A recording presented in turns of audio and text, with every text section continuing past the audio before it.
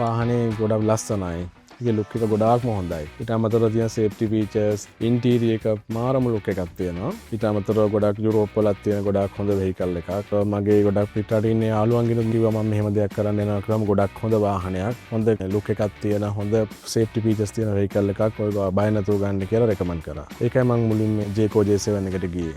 මාරම comfortable වාහනයක්. මම හිතුවට වඩා හොඳ කම්ෆර්ටබල් එකක් වාහනේ තියෙනවා. ෆීචර්ස් පැත්තත් ගොඩක්ම හොඳයි. මට සාමාන්‍යයෙන් ඩ්‍රයිව් කරනකොට මට ඉතාමත් පහසු විදියට හැන්ඩල් කරගන්න පුළුවන් වෙහිකල් එකක්. මම ගොඩාක්ම වොයිස් කමාන්ඩ් එකට කැමතියි.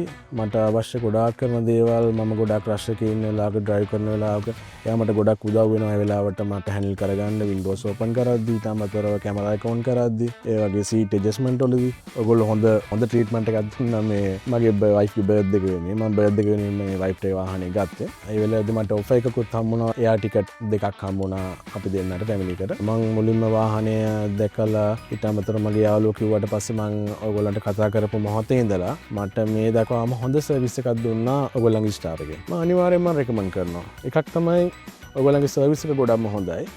මම ඔයගොල්ලෝ ගාවට ගිහිපු මොහොතේ ඉඳලම තාම මේ වෙනකම් මට හොඳම සර්විස් එකක් දීලා තියෙනවා.